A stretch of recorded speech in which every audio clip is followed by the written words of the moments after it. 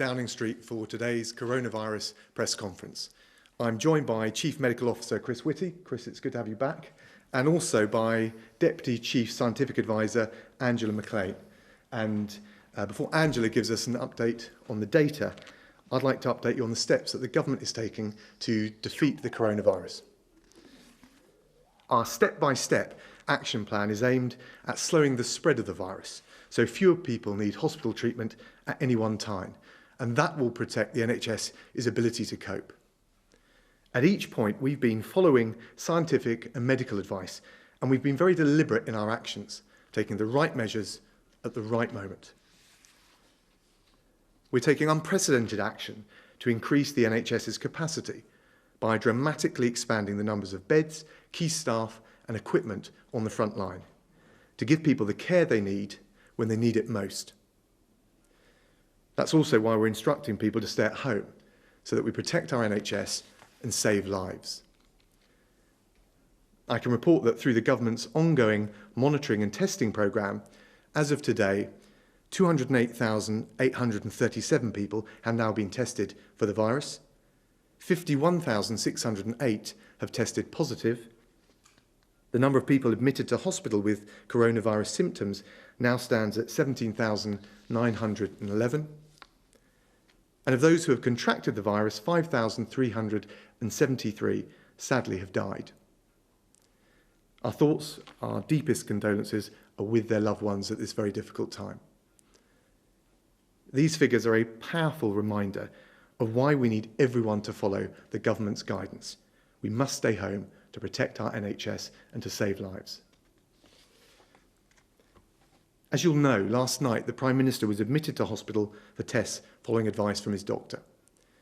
This was a precautionary step because he continues to have persistent coronavirus symptoms 10 days after first having tested positive for the virus. I can tell you the PM had a comfortable night in hospital and he's in good spirits. He's still in hospital under observation, he's being given regular updates on developments, and he continues to lead the government.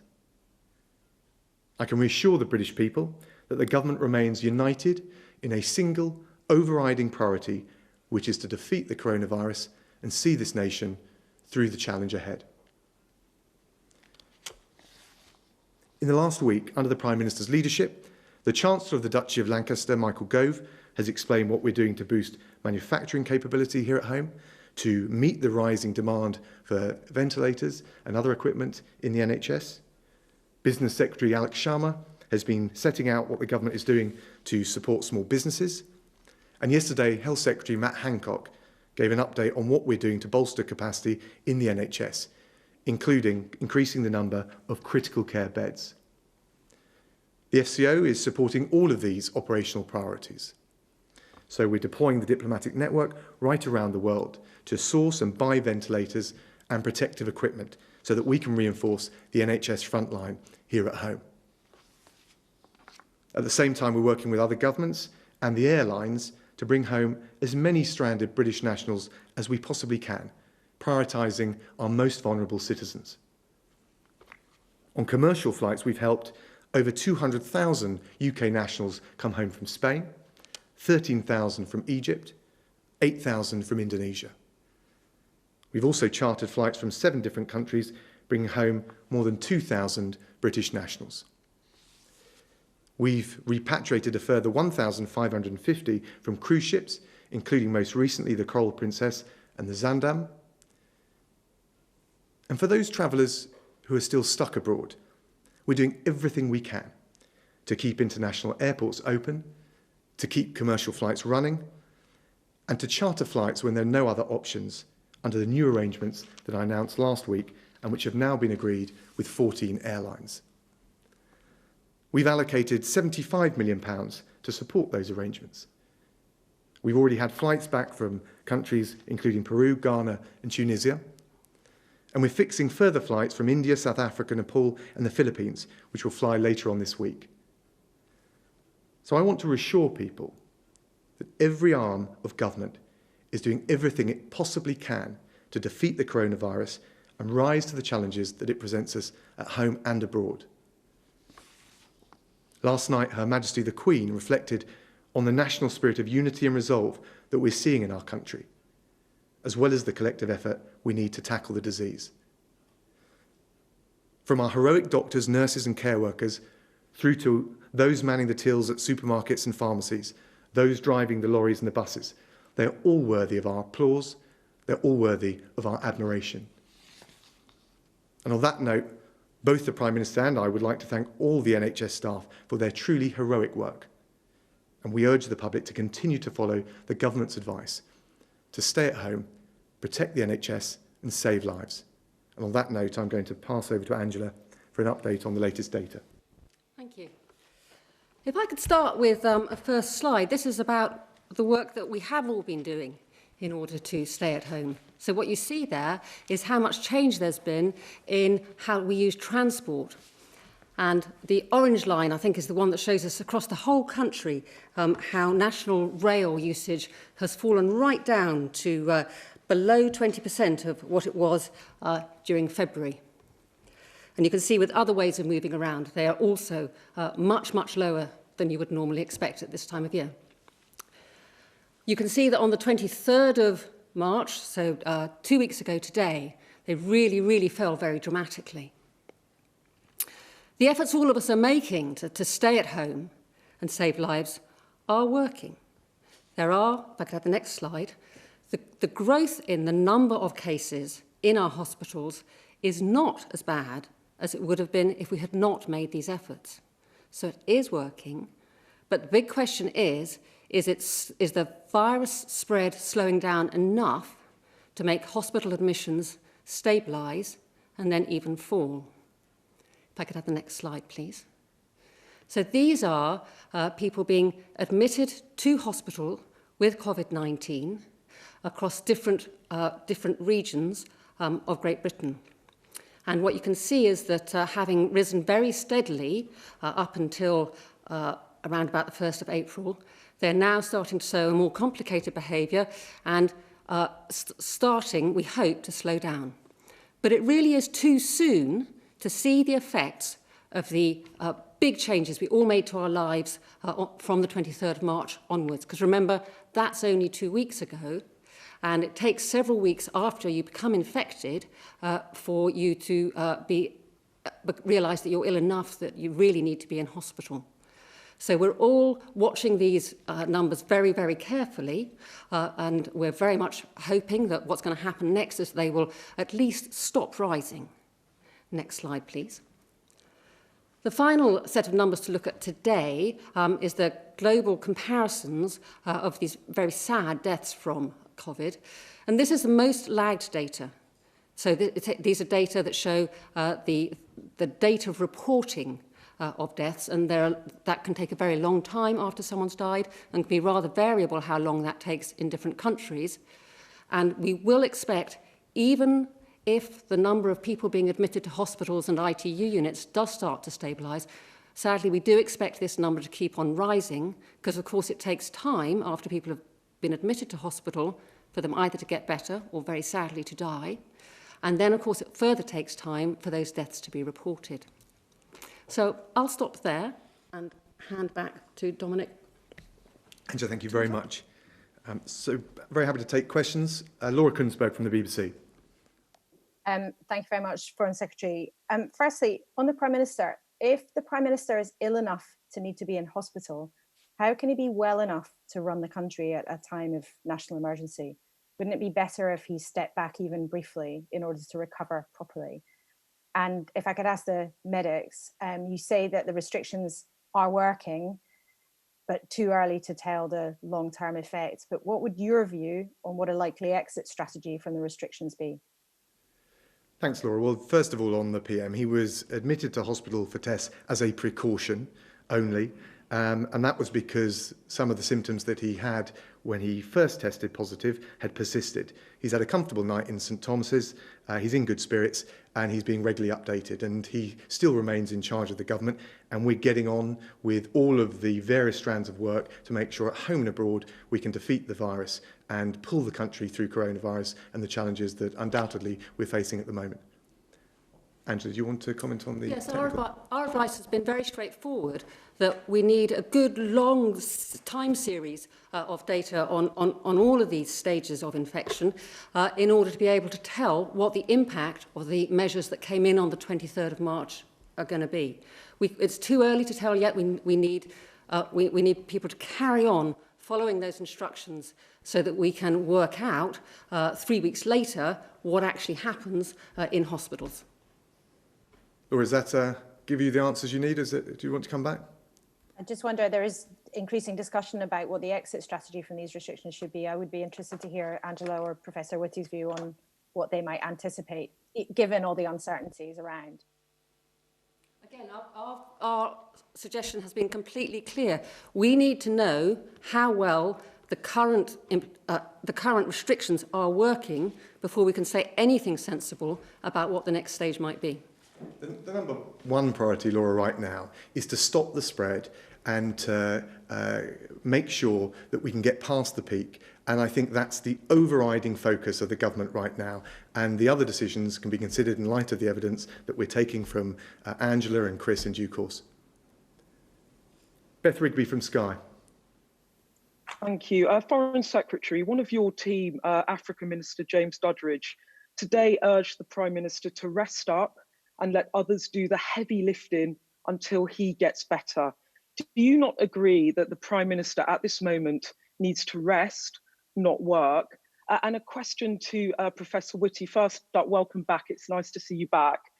We're entering the third week of lockdown. The government said it would review the lockdown at the end of this week. Given we're now approaching the peak of the epidemic, will you be advising ministers to keep these measures in place? And can you give the British people a sense of whether this will continue for weeks or months? Thank you. Well, on your question about the PM, look, he's in charge, but you're right, he'll continue to take doctors' advice on what to do next. And we have a team which, in the way I described, is full throttle, making sure that his directions and his instructions are being implemented and followed through, whether it's the purchase of ventilators through to the diplomatic effort to return UK nationals who are stranded abroad. But as ever, the Prime Minister will take the medical advice that he gets from his doctor. Chris. And just to add, and I'm basically going to say exactly the same thing that Angela said earlier, which is the key thing is to get to the point where we are confident we have reached the peak and this is now beyond the peak. And at that point, I think it is possible to have a serious discussion about all the things we need to do step by step to move to the next phase of managing this. But I think to start having that discussion until we're confident that that's where we've got to would, I think, be a mistake. Robert Peston, ITV. Oh, sorry, Beth, did you want to come back? Yeah, just to follow up, Professor Whitty, though, just to be clear, given that we are approaching the peak and it's the end of the week, whereby the government will review whether to relax restrictions, it seems to me you are saying that the lockdown measures will continue beyond this end of this week.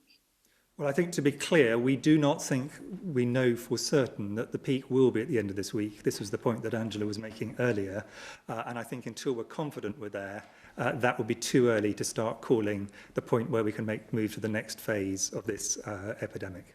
The government's number one priority, its overriding priority, is to get past the peak. And we do that by stopping the spread, which is why those decisions and those considerations, Beth, you rightly referred to, will have to wait until we're beyond that point.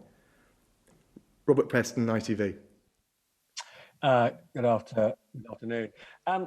Couple of questions, probably for the two scientific experts. First, for Professor Whitty, I think none of us can really know quite how much burden it is, even when one's in the peak of health, to be Prime Minister. The normal advice when somebody's been as ill as the current Prime Minister is to rest in order to get better. I mean, he's not superhuman. Some would argue that he is taking too much of a risk in the extent to the extent to which he's still working. So as a doctor, Professor Whitty, I just wondered if you could comment a bit on that. Secondly, I completely understand why you are saying we cannot outline a plan for lifting the restrictions until we know whether the current measures are working. But equally, the damage from a prolonged economic lockdown will be tremendous, in the sense that, you know, as an economy, we simply won't be able to generate the revenues that pay taxes, that fund public services, and the rest. So I do think the British people would want to feel that the government is working on a workable strategy. And in particular, is it possible to exit the lockdown unless and until we have a program of mass testing for the virus, and unless and until we have technological solutions for tracing people who may have come into contact with those who have the virus? Well, I'll let Chris comment on the technical aspects, but first of all, just to be clear, the Prime Minister, both in terms of going into St Thomas's yesterday, was taking the advice of doctors, so he's followed the doctor's advice there, and in terms of his recovery in the days ahead, will continue to do so. And just again on the exit strategy, let's be clear about this. I mean, I'll let Chris talk to the technical points, but the risk right now is if we take our focus off the strategy, which is beginning to work, is that we won't get through the peak as fast as we need to, which is why it's perfectly legitimate to ask the question. But the government's overriding priority has got to be to keep up the work and the commitment that so many people have made to make sure that we maintain the social distancing, we stop the spread, we protect the NHS as we come through the peak. Chris. So my advice to the Prime Minister was to take the medical advice of the excellent NHS doctors who are advising him, and I'm sure he'll continue to do that. The only bit of advice I gave in addition to that was, as was widely reported, I did advise him to get tested in the first place because I thought that was prudent. But after that, I didn't wish to muddle my role with him. I'm not his medical practitioner. I'm his advisor on wider issues. In terms of the point you make about, there must be planning for next phase. Of course there is, and it's quite complicated. There are a very large number of technical elements which need to be brought together. Testing is one of them, but it also involves, for example, considering the likelihood of a variety of different other technologies, including vaccines, including drugs, and when they're likely to be available. I think the one thing I would say at this point is we've got to remember, just from the health point of view, and clearly there are wider social and economic issues as well, that there are at least 4 different kinds of mortality and ill health we need to take into account over the period of this epidemic. There's the direct effects of people dying from coronavirus.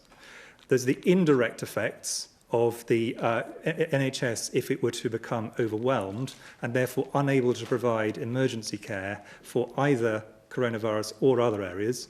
And all the activities we're doing at the moment are to make sure that both of those are minimised.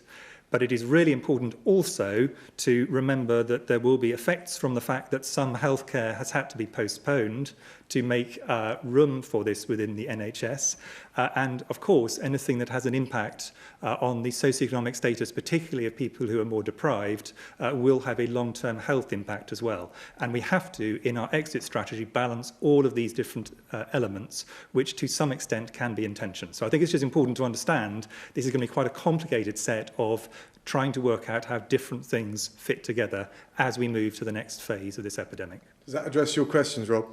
Well, except I'm just being thick, I suppose, but I don't really understand why talking about, even if it's in the long term, the way we're going to exit, it somehow distracts from the imperative of social distancing. I think everybody accepts social distancing is absolutely vital, but why giving people hope that there is a plan to exit? Why does that, in a sense, reduce the urgency for people of doing what they're doing now? Well, I think the 2 reassurances I can give you are that work, so that we can properly assess the measures that we introduced, is in place, but also that we do not want to confuse the message right now, because we are not past the peak. To get past the peak, we must have people respecting those guidelines. Otherwise, we undo all the good work that so many people have achieved and contributed to through their forbearance, particularly as the weather gets a bit warmer. And we can only make calculations about what we might do next if we have some reasonable data on how large the impact of what we've done is so far, and we can really only start to collect that from now, because we're now about 2 weeks after people would have got infected on the 23rd of March or later. Thanks, Angela. Victoria MacDonald, Channel 4.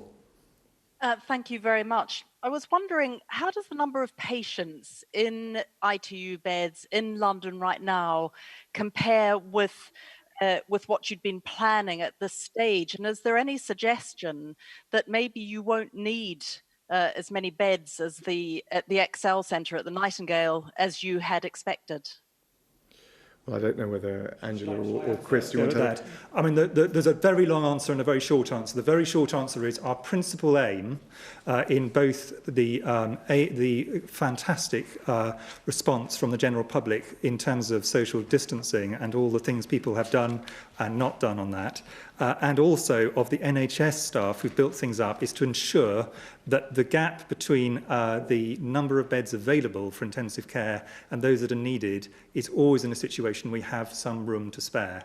And if we end up in a situation where we have more ICU beds at all times during this epidemic than we absolutely need to deal both with COVID and other areas, that will be a success. That is something which is critical for our overall aim. So that, in a sense, is what we would like to see, is some headroom between what we need and what we got available at any given time, both for COVID and for other conditions. And of course, that's got to take into account the regional distribution of the need, which is why, as well as NHS Nightingale in London, we've got the other plans to build in Birmingham, Manchester, Bristol and Harrogate. Did you want to come back? Well, I just wondered where we are at the moment. If you look at the modelling and you refer back to some of the slides you've just shown, is it the case that ITU is performing better now than you had actually expected at this point? Well, we're not remotely complacent, but we're doing everything we can to make sure we've not only got the capacity, but a bit of room for manoeuvre, as Chris has mentioned. Tom Newton-Dunn from The Sun. Foreign Secretary, thank you very much. Back onto the Prime Minister's condition, if you don't mind. Two factual questions for you, Foreign Secretary. Have you spoken to Boris Johnson today, either by text or telephone? And have you taken over any of his security responsibilities, or is he also running that from his hospital bed? And to the CMO, if I may, can you explain why you recommended he go into hospital for testing? And can you possibly have a go at answering the question the Foreign Secretary didn't answer, explaining the contradiction, why the Prime Minister is sick enough to take up a valuable hospital bed, but well enough to still be running the country? Well, Tom, so I'm not going to comment on security matters, but I spoke to the PM over the weekend. I chaired the morning meeting that he would normally chair. He's been kept abreast of all the relevant developments. And of course, in terms of the balance that you described, and I'll of course let Chris comment, that's something that he will decide based on the medical advice he's received from his doctor. Chris, do you want to add? Yeah, I mean, to be clear, it was not me who recommended he went into hospital. That's entirely between him and his excellent NHS team. The only thing I recommended was that he got tested in the first place. I completely agree that this is a question for a discussion between him and his medical advisors, who are outstanding. Tom, do you want to come back? Yeah, please. I mean, clearly the country is in some doubt over exactly how well the Prime Minister is. Mr. Whitty, can you possibly explain, is he in risk of catching pneumonia? Does he have pneumonia, or is there no chance of that at all? I'm absolutely not going to discuss any individual patient, nor, to be clear, do I actually have all the details, nor should I, because this is an issue between him and his medical advisors. I can give a general answer, which is the clear majority of people who do end up going to hospital, or they end up going into a general bed. They may or may not need oxygen and other things, and they don't need to go further than that. But that is absolutely not a comment on his personal situation, which would be completely inappropriate for me to comment on. It's just a general comment on how things tend to progress in hospital. Chris Smythe from The Times. Thank you. First, can I ask Professor Whitty, the government today has conceded that no antibody tests that it or anyone else has developed is yet good enough for the purposes, and scientists talk about working with companies to improve the products on offer because it isn't needed yet. So can I ask you about timing? At exactly what stage of the epidemic do you want to be using a mass home antibody test, and at what population level of infection would this be needed? And does there come a point where, if no improvement can be made, the tests we have now will have to be good enough? And can I also ask, Foreign Secretary, you chaired the coronavirus meeting this morning, you're here this afternoon. If the country and the Prime Minister needs it, do you feel ready to take charge of government? Chris, do you want to go first on the? Okay. On the antibody tests, so the antibody tests are at their most useful at a later stage of the epidemic. At this point in time, we would expect quite a small proportion of the population has probably got antibodies, but over time, and there's two reasons for that. There's the proportion actually infected, and then there's a period of time between someone getting an infection and antibodies being routinely detectable. And it depends which kind of antibody you're talking about, how soon that is. But most of the tests most of the labs who've looked at this would say 21, 28 days would be the kind of time scale you'd be talking about. So they do tend to be more effective later in the system, in the epidemic. In terms of the current tests we've got at the moment, you've got to remember this is a new disease to which we have, had absolutely no knowledge at the beginning of January, and inevitably we're feeling our way to some extent. I am very confident we will develop antibody tests, whether they be lab-based or dipstick-based, over the next period. I'm very confident of that. But the fact that we have not, in our first pass, in the first things that people produced, got ones which are highly effective is not particularly surprising to anybody who understands how tests are developed. I would expect those to continue to improve, both potentially on the dipstick side and definitely on the lab side, which would be available in due course through the NHS over time. And the more accurate they are, the more useful they're going to be for us. And they will become more accurate as time goes by. So I think the situation we'll find ourselves in a few months and possibly a few weeks will be considerably different to what we find ourselves in at the moment. But I think it made a lot of sense to get started early on this, because this is clearly something which in the long run is going to be very important for how we manage this epidemic. And look, on the question to me that the Prime Minister is in charge, he's leading the government and giving directions as and when are required. And of course, as you mentioned, I chaired the 9:15 morning meeting. The whole team is focused on delivering those instructions. So I'm not going to get into any hypotheticals. Did you want to come back on either of those points? Oh yeah, Professor Whitty, you talked about the lab-based test. Does that suggest that we may have to give up on the idea of a home-based instant reading test and just go back to a system where you have to send results back to a lab?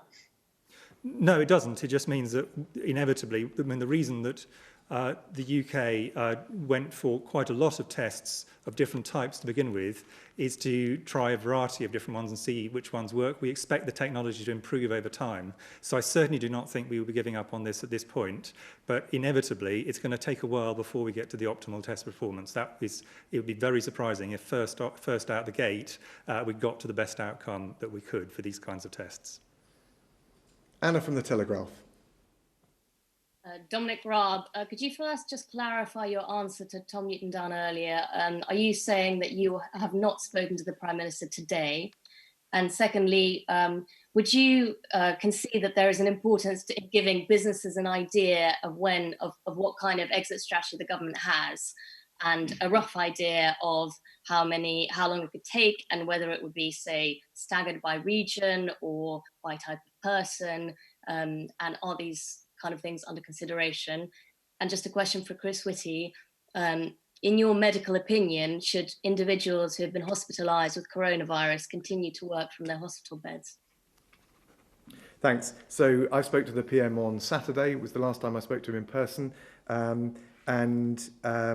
In relation to your other questions, so obviously we're very mindful of the challenges businesses are facing, small businesses, all employers, and of course the workforce as well. But the risk is, if we start taking our eye off the ball of tackling the coronavirus, stopping the spread and getting through the peak, we risk delaying the point at which we could in the future take those decisions on easing restrictions. So it is really important right now to keep the overriding focus on maintaining the discipline that we've had, keeping adherence to the guidelines that the government has set out, and making sure that we stop the spread of coronavirus. And making a general point as a doctor, patients of mine, and to be clear, that is definitely not the Prime Minister, but patients of mine, there are some who are in a hospital bed but are perfectly capable of managing massively complicated things from the hospital bed. Others clearly are not. That is absolutely a conversation between the individual and the doctors and nurses who are looking after them. Anna, did you want to come back on either of those points? Yeah, I mean, on the exit strategy, we know that different departments are already starting to look at what kind of things could be done in their fields and feeding back into number 10 on that. Wouldn't it help business confidence to give some sort of idea of what's on the table? Well, I think the risk is, and it would undermine business confidence, if we took our foot off the pedal and eased up on the restrictions right now, and as a result of that, we found that we weren't stopping the spread of the disease as quickly as we otherwise could. And I think a lot of the business community will understand that. Of course, all of the review and the measures to make sure that we can review the effectiveness of the measures in the way that Angela has described, all of that work is going on. Stefan from City AM. Thank you. Foreign Secretary, thousands of small businesses across the country are waiting on advice about when the rollout of the wage subsidy scheme will be in practice. Can you say today if there will be wage relief for all these businesses by this month's payday? And furthermore, with only 1,000 business loans so far agreed upon by banks through your business loan scheme, does this show that banks are nervy to loan out to businesses? And what more can the government do to ensure that banks act in the national interest through this time?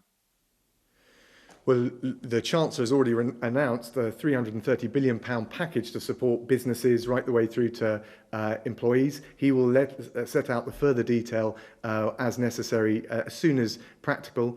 Of course, we do want to encourage banks to be lending and providing the liquidity, particularly that small and medium-sized businesses need. So that is important, and we do want that message, along with the support we've given to small businesses and banks, to be conveyed as clearly as possible and to be acted upon.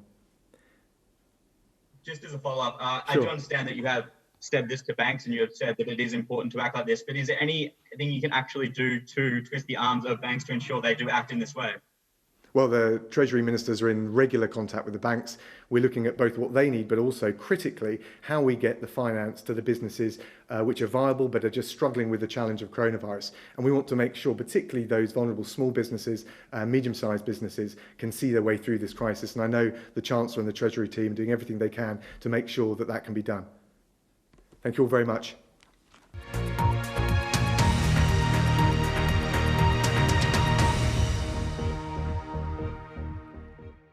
See the headlines as they happen and watch BBC News live in the app and get the full story with bbc.co.uk/news. Follow the story for all the latest with BBC News.